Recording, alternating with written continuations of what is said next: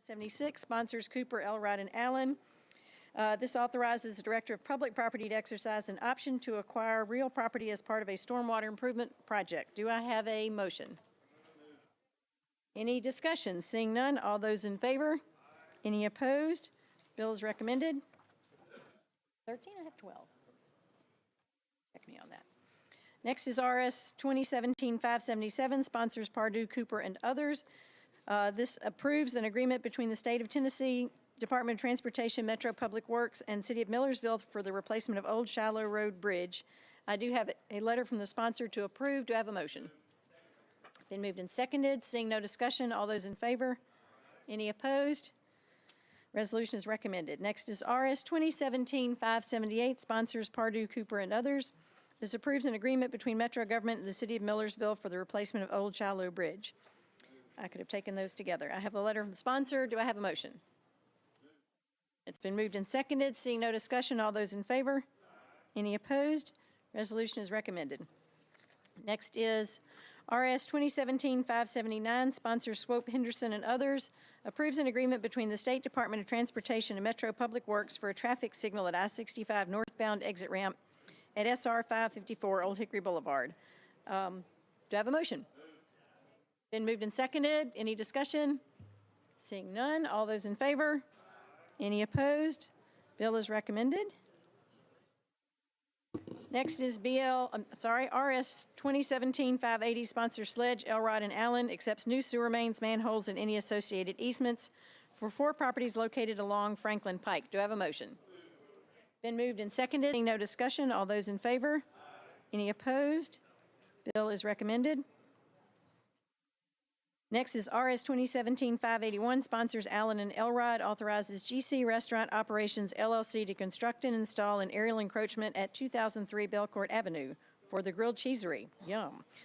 Is there a motion? Been moved and seconded. Any discussion? Seeing none, all those in favor? Any opposed? Bill is recommended.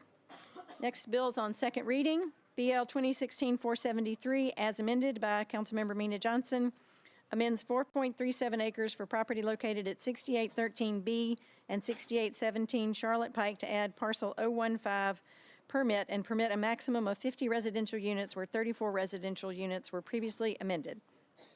Do I have a motion? Councilmember Mina Johnson. Thank you, Madam Chair. I would like to defer this 2 meetings and refer to the Planning Zoning Committee. Defer 2 meetings and re-refer to the committee or to the commission? Committee. Committee, okay, and re-refer. Great. That's been moved. Is there a second? All right, been moved and seconded. All those in favor of a deferral, 2-meeting deferral? Any opposed? Bill is deferred. Next is BL 2016-519, sponsors Hueso, changes 9.69 acres from R15 to SP zoning for property located at 1360 Pleasant Hill Road to permit boat storage and self-service storage. I have a letter from the sponsor to approve. Do I have a motion? Been moved and seconded. Seeing no discussion, all those in favor? Any opposed? Bill is recommended. Next is BL 2017-559, sponsors Hastings, Rosenberg, and Elrod. This was given no recommendation by the Planning Commission. This allows members of the Metro Council to initiate applications to amend the official zoning map for property owned by the Metro government. Do I have a motion? Been moved and seconded. Seeing several members in the queue, Councilmember Sledge. Thank you, Madam Chair. I had a couple of questions, probably some for legal and some for planning, so I will start with legal. We've got a bit of a history here on our desk regarding this portion of the code. Would y'all mind, given that this predates us, John, I don't know if you or somebody could give us an idea of what the thinking was back in 2000 regarding the language we have now, how that came about, and if, I know you may not be privy to that discussion either, but if you have any That was the year research. before I came, so I do not, that was the law when I got here. Okay. So Well, if I could get an idea then, and this might be from planning, I'd like to kind of get an idea of process on this, because talking about initiation, we talk about, obviously I think the property owner we all think makes sense, but when it comes to public property, we've got these three portions, the mayor, the head of the department or agency, and then public property. I'd like to hear from planning, what does it look like for each of those when they initiate that process? What does that process look like? The process is the same. It's who is able to sign the application. So if the mayor is to start that, then she herself would sign the application to start going. Okay, and then it would move through the typical process we have already with our commission and our committees. So in essence, on this bill would be saying that it would be adding council members as another party to start that application. Okay, so what I'm trying to figure out is when it says owned by the metropolitan government, I'm trying to get an idea of how big that umbrella is. So when we're talking about property owned by Metro, does that include parkland? Yes, it would include metro parks. Does that include fire halls? Correct. Does that include police precincts? Correct. Would that include housing that's on land that's owned by the city, not by MDHA? But if Like a back tax property? yes, Yes, it would include that. Okay, so we've got a pretty big umbrella, and I looked at the analysis. Do we have any idea how much quite frankly, how much property we own? I do not. Okay. Well, I think that starts my concern because I understand where the executive branch has this power to begin the application process. I understand where the departments would be able to do that for the property that they are assigned. But I worry, and I speak as a council member who has a lot of Metro-owned property in the district. And I worry that this would kind of be up to the whims of whoever was in the seat at the time. And I worry about, this sounds ridiculous, but down the road, if somebody got the hankering to put condos next to the Parthenon, that they would have the ability to start that application process for something that clearly wouldn't be in the public interest. So my concern, Chair, is that we're opening a box that we may not want to open. And for that reason, I would really want us to consider this because I think we're putting it up to the whims of not just the people who sit in these chairs now, but the people who are going to sit in these chairs 10 and 20 and 40 years from now, and they may have a very different opinion on what their district's public property should be used for, and it wouldn't be taking into account the public good, given the sense that the public property is owned by all of the public and all of Davidson County and not just somebody who might reside in that district. So with that, I would appreciate continued discussion, but I think I'm going to be against this bill. Thanks. Thank you. Councilmember Meade Johnson. Thank you, Madam Chair. I think Councilmember Sledge stated quite arrogantly, and I do have very concerned. Last I checked on the website, under Metro government, we have about 2,000 properties, and it's all over the county. And I do have, I think under the current process, if any entity, government agency, or mayor's office want to sell or change zoning for that public property, it will have to come to district zoning council member. Is that correct? It would have to have a sponsor on the Metro Council, correct. The rules and procedures require it first go to the district council member, and then there's always an opportunity that if the district council member does not sign on, that it could go to an at-large. So for that sense, we will be always a party to zone change or sales of the Metro public property. So I do not think we needed to be the person to initiate that process. Because it's a public property, it should come with the person who are in charge of that public entity. So for that reason, I am opposing this bill. Thank you, Councilmember Johnson. Councilmember Glover. Thank you, Chair. I'm going to ask Metro Legal and also Mr. Jameson this question. All right, so several years ago, we bought property out in the Donaldson and Hermitage area that should be a park by now, but it's not. And the discussion I had with them at that time is, if in fact we're not going to do it, can we turn it back over, sell it in the event the real estate market picks back up? Well, guess what? The real estate market has picked up, but the people in Donaldson and Hermitage still don't have a park out there. Even though our debt service, we're paying for this. If we pass this, could we then come back, even though it's under Parks control right now, could we come back and say, no, we think we need to sell this, and we take it back over? Is that what this would do? Parks Board. Sorry, wrong table.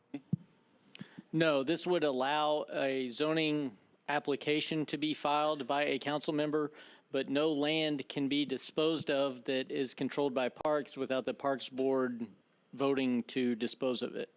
Okay. All right. Thank you. Question. Councilmember Hagar.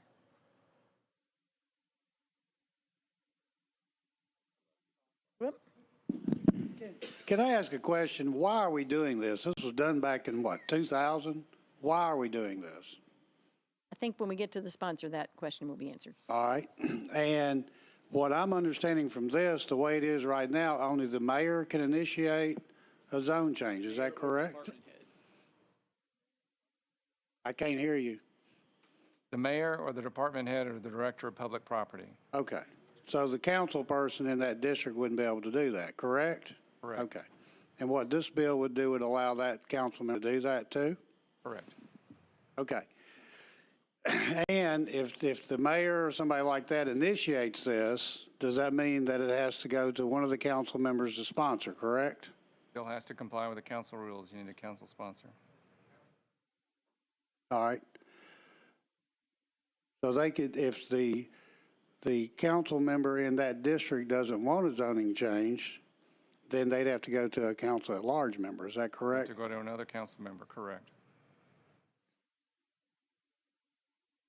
Okay. I'll direct my other question to the sponsor to explain it to me. Thanks. Councilmember O'Connell. Thank you, Madam Chair. I guess I would, kind of following on Councilman Sledge's line of inquiry here, I'm curious because to me, if I'm obviously, each of us as district council members certainly have the interests of our district in mind, but I feel like this bill is a citywide bill, and knowing that public property under Metro Finance, knowing that, to Councilman Sledge's point, a bunch of different departments and agencies have probably their own strategic plans for assets, et cetera.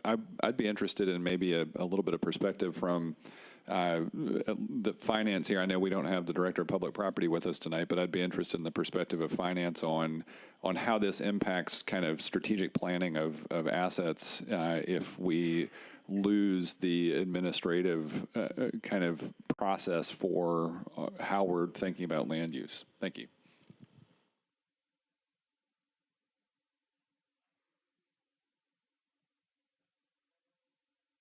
Any comment from the administration table? I think we may have to get that answer tomorrow. I think the question about strategic planning is a good question, however. Councilmember Withers. Thank you, Madam Chair. I really appreciate the sponsors bringing this forward. I think all of us have some Metro-owned property in our districts, and we do all have ideas that we hear from our constituents about what the highest and best use of that might be under a zone change proposal. I do share a lot of the concerns that my colleague, Councilmember Sledge, brought up. I think that most, if not all of us, if we have any kind of a zone change, we have community meetings before we even decide to file something to come to the Planning Commission or the Council. And since this is land that technically is owned by all the citizens of Davidson County, I don't know to what extent the district council members from around the county would have an adequate opportunity to really engage their constituents to see if that really is a good idea before it would come to that point. And so I'm foreseeing potentially, although I'm certain that the district council members would always have the best interests of their districts in mind. I'm just foreseeing some opportunities where a lot of citizens in the county would be somewhat caught off guard to see something on a planning commission agenda or a Metro Council agenda and then sort of have to backtrack from there. So I think that probably the process that we have today in terms of the administration or department heads working with district council members could probably be a little bit better, maybe, and I think that that's a conversation that we should continue, but I'm really looking at this from the standpoint of what could potentially go wrong in terms of how well the council members throughout the county could explain that to their constituents and get their feedback prior to a filing. Thank you. Thank you. Councilmember Hastings. Thank you, Madam Chair, and me being one of the main sponsor of this bill, I wanted to just bring to your attention the reason why we are here today is because we have been elected by our constituents of this city and of our districts to actually make the decisions for them. They did not elect the department heads. They did not elect those things. And what this does is this buffers the falling system so that everybody can't put whatever they want to put there.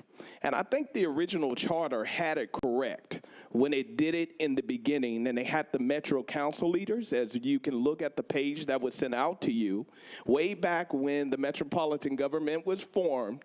Mr. and Mrs. Chair, and Mrs. and Mr. Council people, when the charter was formed, it was formed under the rules of the council people making these decisions, right? Now we go from there to where some individuals that came before us decided to change the ruling, and now since the ruling has been changed, we feel as individuals that is the appropriate way to deal with this. Now, I'm a guy that stick against the prick. Now, the reason why this bill came about is that I am the individual that has the most of Metro tax-owned property in it. All right, my district is going through a major line. Some areas going through gentrification. There's a whole line of areas that are going on. And there's other people who think they know what's best for the community from which I live in, from which I shop. I go to the stores, I go to the supermarkets, and also the drugstores. And I hear the concerns of individuals that are there. Now, who better to know what your community may need or want to move forward to other than the council people that are sitting in the seats behind here today. Now, I understand that there's some people that are closer to other sides and the administration, excuse me, and have different outage or different views of opinion. But one of the things that I will beg you to do is to look at what the responsibilities that the city has entrusted you in. You go to your people and you tell them that, listen, I don't trust myself to be able to make the best possible decision that I can, that you elected me to, that you called me into a seat to do. So evidently, you need to get somebody else. That is what we're saying. We got to do better. We can't go with the cop-out. We can't do a favor and hit somebody over the back and make them feel rosy-peachy. We're in this position for a reason. We have to make the hard decisions. There's a lot of land in our districts, and God dog it, I tell you, if somebody else wants to rezone and wants to put a strip club or whatever else on Metro-owned property, and we don't know what's going to come forward from this time forward. We have no idea. But what it's saying is that we have the liberty to be able to stick up and to come forward. Every decision has to come before this body. I don't care if it is just the council member or the mayor or whatever else. But if it does come out, you should have the audacity, you should have the reason to be able to step up and to help make life's decisions for you and your constituents in your community. Again, I repeat this one thing clearly and going and being able to say this, that if you are not able to make that decision that the people of this city has trusted you and elected you to do and make the best possible decision that you can, you do not need to be here. You do not need to be here. The people of District 2 has elected me to make the best possible decision and to listen to them. That is the reason we had strategic planning meetings. We had a continuation of meetings of going on and to see what our community needs. There's a lot of things that our communities don't have. I'm not the only one that's here. But what I am doing is I'm going to say, listen, there's some things that we can do, and this is what we need to do. So I want to move the bill forward even on today, even though that's why I'm very, and I know it's before a committee on today. So I'm going to entrust in you to move the best, make the best possible decision that you can. And I know there's 40 of us on this committee. And I understand everybody is not on this committee and everybody doesn't make the same decisions. Give it the opportunity to bring before the committee, or the whole body, and let us make that decision on what the people of the city elected us to do, was make the decisions that they chose us to be here. Thank you. Thank you. Councilmember O'Connell. Thank you, Madam Chair. I neglected to bring up this point. I had one other question earlier that I don't know, it might be to you or it might be to the sponsor. I know when this bill was originally filed, there were some co-sponsors listed. I believe they have withdrawn their names. I was wondering if anybody had had any information as to why they have withdrawn their names. Thank you.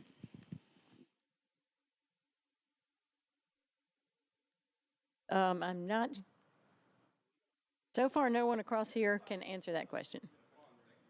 Okay, so we're not sure that that is the case. We'll check on that before tomorrow night. Thank you. Oh, that if the fact that they're not showing up is not necessarily a, yeah. That could be a clerical thing. Okay, Councilmember Sledge. Thank you, Madam Chair. I had just 2 quick points, and one is of legal. It was referred to, I guess, I don't want to call it the original code, but when it was rewritten in '98, the language used says, based on the information we were given, an application may be initiated by any person, department, or official.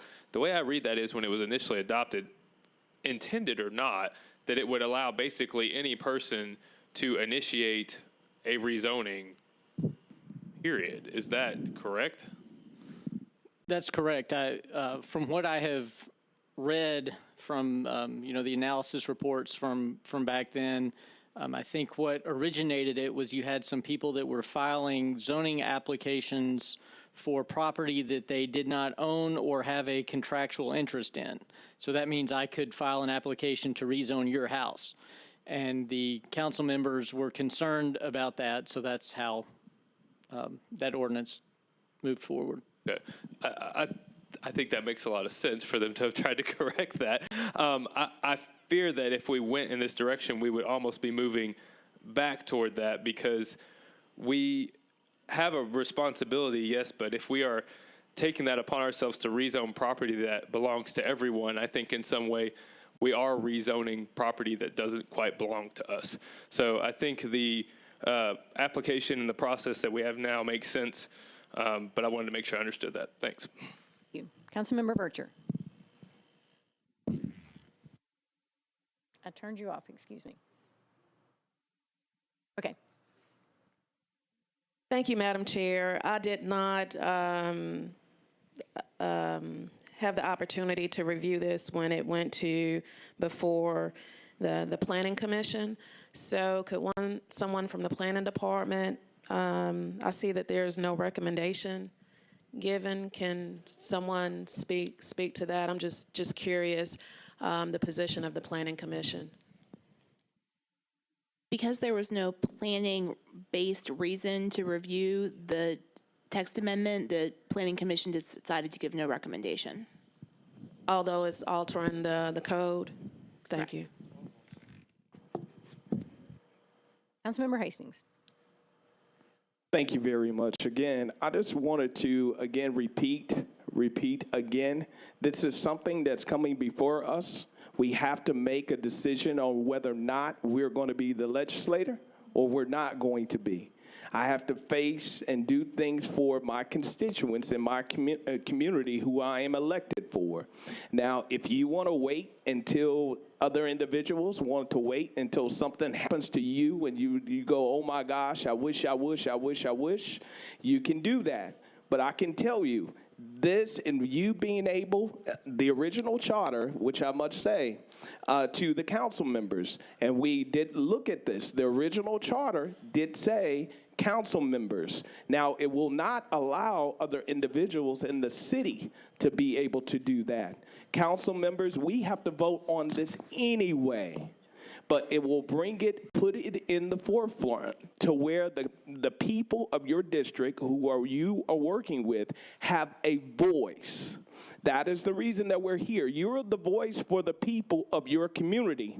You have to stand up and you got to speak for them and you got to make the best possible decisions that you can to make sure that this system, this metropolitan government, works for them.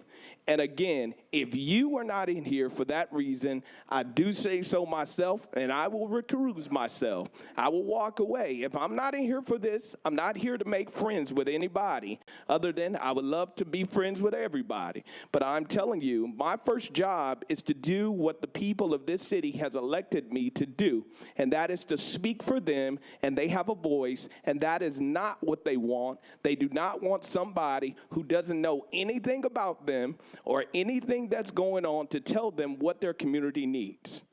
I'd like to call for a vote at this time. We have two more people in the queue, and then we can vote. Councilmember Johnson. Thank you, Madam Chair. I will tell you, I do appreciate Councilmember Hastings' passion and reasoning. However, where I'm coming from is, in my district, I do have high school, elementary school, and middle school. Those are all metro government entity. I don't want another council member or at-large member, whomever might be, coming into my district and sell my property because, one high school, because it was developed in a long time ago. It's sitting in the residential zoning area. So it will be attempting to sell because of the land cost, may want to develop, multi-housing or whatever the housing option. I don't want us to have that kind of option. I rather work with school system and, administration, and have better planning, strategic plan before, as a council member, start rezoning. So for that, I think current system works very good for any and every district council member. For that reason, I am opposition of this bill. Thank you. Councilmember Vercher, did you want to speak again? Madam Chair, I got lost in a soliloquy. What are we voting on again? We are. We're back on Councilmember Hastings' bill about allowing council members to rezone metro-owned property. Thank you so much. Okay. All right. That being said, I see no more discussion. All those in favor? Those opposed? I think I got that. We need to, okay, let's have a show of hands. All those in favor, raise your hand high. Thank you. Those opposed?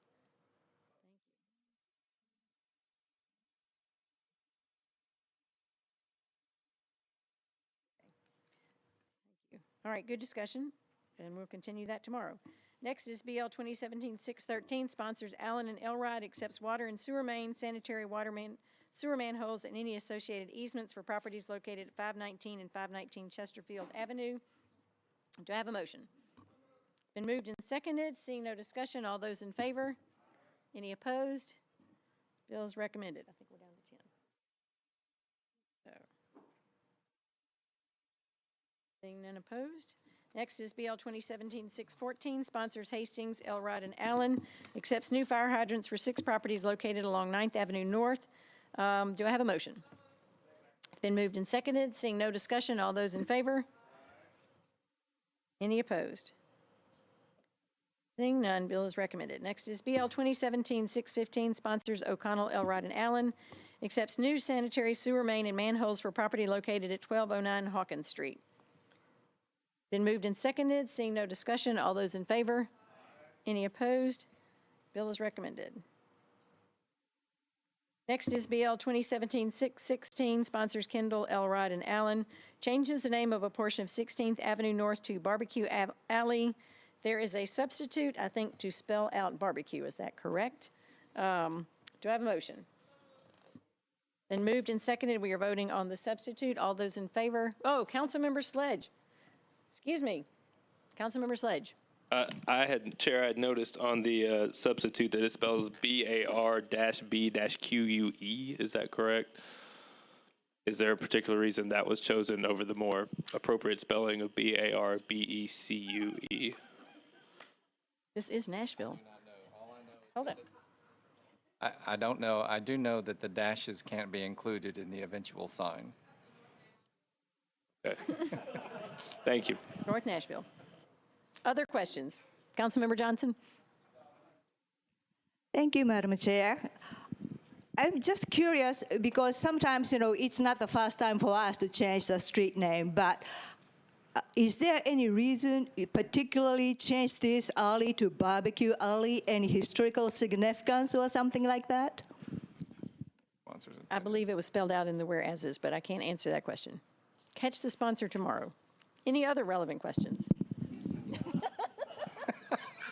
Seeing none, all those in favor? All opposed? Bill is recommended as substituted with the spelling of barbecue changed. Next is BL 2016-537, sponsor is Hastings. Changes 0.12 acres from CL to MUNA zoning for property located at 2214 Gaines Street. Do I have a motion? Been moved and seconded. Any discussion? Seeing none, all those in favor? Any opposed? Bill is recommended. Next is BL 2017-547. Sponsor is Hastings. Changes 0.49 acres from RS10 to SP zoning for property located at 1822 River Drive to permit 2 residential units. Do I have a motion? Been moved and seconded. Any discussion? Seeing none, all those in favor? Any opposed? Bill is recommended. Next is BL 2017-552. Sponsor is Hastings. Changes 0.18 acres from IWD to MUNA zoning for owned property located at 1319 Baptist World Center Drive. Do I have a motion? Been moved and seconded. Any discussion? Seeing none. All those in favor? Any opposed? Bill is recommended. And last is BL 2017-556, sponsor is Hastings, changes 0.25 acres from RS5 to MULA zoning for properties located at 1221 and 1223 Bridge Church Pike. Do I have a motion? Been moved and seconded. Any discussion? Seeing none. All those in favor? Any opposed? Bill is recommended. Are there any late items? Seeing none, we are adjourned.